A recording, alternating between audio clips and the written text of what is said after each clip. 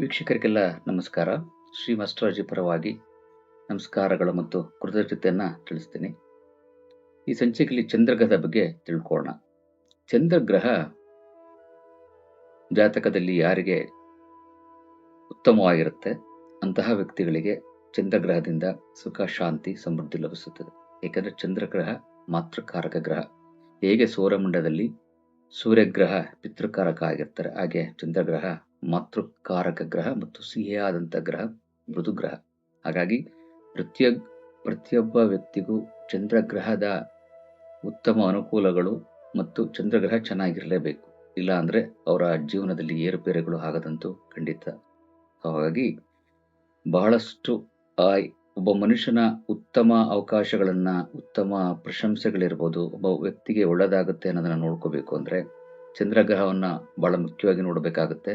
ಮತ್ತು ಗುರುಗ್ರಹ, ಶುಕ್ರಗ್ರಹ ಮತ್ತು ಶನಿಗ್ರಹವನ್ನು ನೋಡಬೇಕಾಗುತ್ತೆ. ಹಾಗಾಗಿ ಮತ್ತು ಸೂರ್ಯಗ್ರಹ ನೋಡಬೇಕಾಗುತ್ತೆ. ಹಾಗಾಗಿ ಚಂದ್ರಗ್ರಹ ಬಹಳ ಮುಖ್ಯವಾದಂಥ ಪಾತ್ರವನ್ನು ಜಾತಕದಲ್ಲಿ ವ್ಯಕ್ತಿಗಳಿಗೆ ತೋರಿಸ್ತಾ ಇರ್ತಾರೆ ಚಂದ್ರಗ್ರಹ. ಮತ್ತು ಚಂದ್ರಗ್ರಹ ಯಾರಿಗೆ ಉತ್ತಮವಾಗಿರುತ್ತೆ ಅವರಿಗೆ ಒಳ್ಳೆಯ ಅವರ ಆಸೆ ಆಕಾಂಕ್ಷೆಗಳು, ಸುಖ ಸಮೃದ್ಧಿ ಈಡೇರುತ್ತೆ. ಚಂದ್ರಗ್ರಹ ಕಟಕ ರಾಶಿಗೆ ರಾಶಿ ಅಧಿಪತಿಯಾಗಿ ಮತ್ತು ವೃಷಭ ರಾಶಿಯಲ್ಲಿ ಉಚ್ಚಗ್ರಹ ಆಗಿ ವೃಶ್ಚಿಕ ರಾಶಿಯಲ್ಲಿ ನೀಚವಾಗಿ ಕೆಲಸ ಮಾಡ್ತಾರೆ. ಮತ್ತು ಚಂದ್ರಗ್ರಹದ ಕಾರಕತ್ವದ ಬಗ್ಗೆ ಹೇಳಬೇಕು ಅಂದರೆ ಚಂದ್ರಗ್ರಹ ಶ್ವೇತವರ್ಣ ಅಂದರೆ ಬಿಳಿಯ ಬಣ್ಣವನ್ನು ಹೊಂದಿರುತ್ತಾರೆ ಚಂದ್ರಗ್ರಹ. ಮತ್ತು ಮೃದು ಗ್ರಹ, ಸಿಹಿಯಾದಂಥ ಗ್ರಹ, ಮನಸ್ಸಿಗೆ ಸಂಬಂಧಪಟ್ಟಂತಹ ಗ್ರಹ ಮತ್ತು ನೀರಿಗೆ ಸಂಬಂಧಪಟ್ಟಂತಹ ವ್ಯವಸಾಯ, ಕೃಷಿ, ಹಣ್ಣುಗಳು, ಬೆಳ್ಳಿ ಇಂತಹ ವಸ್ತುಗಳಿಗೆ ಚಂದ್ರಗ್ರಹ ಕಾರಕವಾಗಿ ಕೆಲಸ ಮಾಡ್ತಾರೆ. ಹಾಗಿದ್ರೆ ಚಂದ್ರಗ್ರಹ ನಮ್ಮ ಜಾತಕದಲ್ಲಿ ಉತ್ತಮವಾಗಿದೆಯೋ ಇಲ್ಲವೋ ಅನ್ನೋದನ್ನ ಹೇಗೆ ತಿಳ್ಕೊಬೋದು?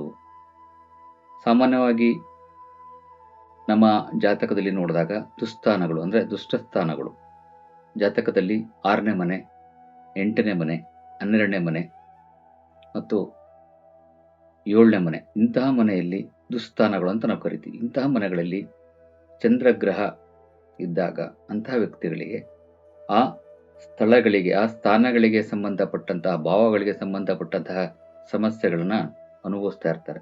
ಉದಾಹರಣೆಗೆ ಚಂದ್ರಗ್ರಹ 6ನೇ ಮನೆಯಲ್ಲಿದ್ದಾಗ ಅವರಿಗೆ ಕಾಯಿಲೆಗಳು, ಅಂದರೆ 6ನೇ ಮನೆ ಶತ್ರುಸ್ಥಾನ ಮತ್ತು ಕಾಯಿಲೆಗೆ ಸಂಬಂಧಪಟ್ಟಂತಹ ಮನೆ. 6ನೇ ಮನೆ ಲಗ್ನದಿಂದ 6ನೇ ಮನೆ ನೋಡಿದಾಗ ಆ ಮನೆ ಶತ್ರುಗಳಿಗೆ ಮತ್ತು ಕಾಯಿಲೆಗೆ ಸಂಬಂಧಪಟ್ಟಂತಹ ಮನೆ. ಅಂತಹ ಮನೆಯಲ್ಲಿ ಚಂದ್ರಗ್ರಹ ಇದ್ದರೆ ಅವರಿಗೆ ಹೊಟ್ಟೆಗೆ ಸಂಬಂಧಪಟ್ಟಂತಹ ವ್ಯಾಧಿಗಳಿರುತ್ತೆ, ಕಾಯಿಲೆಗಳಿಂದ ನರಳ್ತಾ ಇರ್ತಾರೆ.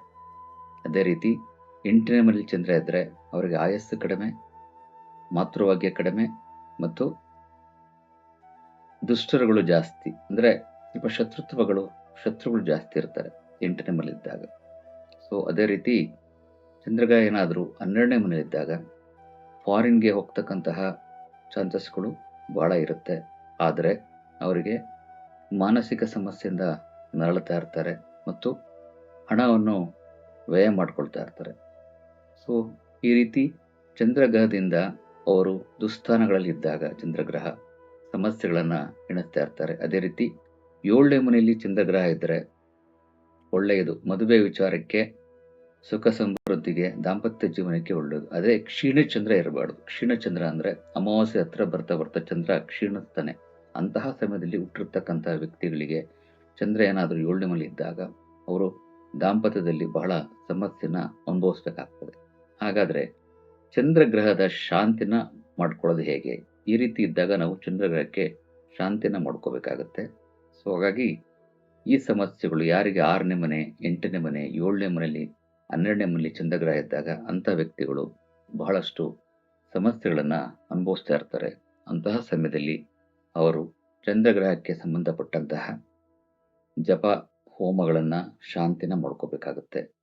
ಕನಿಷ್ಠ ಇಲ್ಲ ಅಂದ್ರೂ ಪ್ರತಿದಿನ ಓಂ ಸೋಮಾಯ ನಮಃ, ಓಂ ಸೋಮಾಯ ನಮಃ ಅಂತ ನಿತ್ಯ ಜಪ ಸಂಖ್ಯೆ 1008 ಸಾರಿ ಜಪಿಸ್ತಾ ಅದನ್ನು 11,000 ಬಾರಿ ಹೋಮ ಮಾಡಿದಾಗ, ಚಂದ್ರನ ಹೋಮ ಮಾಡಿದಾಗ ಆಟೋಮೆಟಿಕ್ ಆಗಿ ಚಂದ್ರಗ್ರಹ ಶಾಂತಿ ಆಗ್ತಾರೆ ಮತ್ತು ಪ್ರತಿ ಸೋಮವಾರ ಕನಿಷ್ಠ ಪಕ್ಷ ಒಂದು 7ರಿಂದ 8 ವಾರ ಪ್ರತಿ ಸೋಮವಾರ ಚಂದ್ರಗ್ರಹಕ್ಕೆ ಸಂಬಂಧಪಟ್ಟಂತ ಅಕ್ಕಿ ಮತ್ತು ಬೆಲ್ಲವನ್ನು ಪ್ರತಿ ಸೋಮವಾರ ಪಾರ್ವತಿ ದೇವಿ ಅಥವಾ ದುರ್ಗಾದೇವಿ ದೇವಸ್ಥಾನಕ್ಕೆ ಇದನ್ನು ನಾವು ದಾನವಾಗಿ ಕೊಡೋದ್ರಿಂದ ಅಂಥ ವ್ಯಕ್ತಿಗಳಿಗೆ ಚಂದ್ರಗ್ರಹ ಶಾಂತಿ ಆಗುತ್ತೆ. ಏಕೆಂದರೆ ಚಂದ್ರಗ್ರಹಕ್ಕೆ ಅಭಿಮಾನಿ ದೇವತೆ ದುರ್ಗಾದೇವಿ ಆಗಿರ್ತಾರೆ, ಪಾರ್ವತಿ ದೇವಿ ಅಭಿಮಾನಿ ದೇವಿ ಆಗಿರ್ತಾರೆ. ಸೊ ಹಾಗಾಗಿ ಅಂತಹ ವ್ಯಕ್ತಿಗಳು ಸೋಮವಾರ ಯಾರು ಚಂದ್ರಗ್ರಹದಿಂದ ಸಮಸ್ಯೆಯನ್ನು ಅನುಭವಿಸ್ತಾ ಇರ್ತಾರೆ ಅವರು ಪ್ರತಿ ಸೋಮವಾರ ಅಕ್ಕಿ ಮತ್ತು ಬೆಲ್ಲವನ್ನು ದಾನವಾಗಿ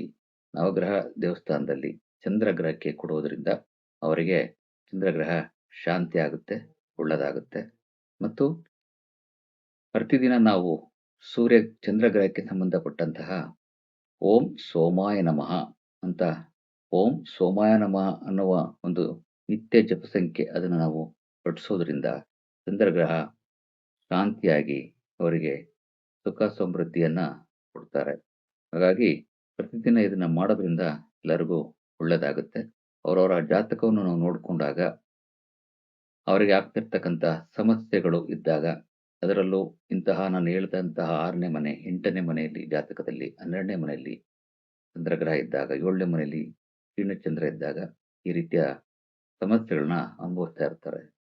ಅಂತಹ ಸಮಯದಲ್ಲಿ ನಾವು ಚಂದ್ರಗ್ರಹ ಶಾಂತಿನ ಮಾಡೋದ್ರಿಂದ ಒಳ್ಳೆಯದಾಗುತ್ತೆ. ನಮಸ್ಕಾರ.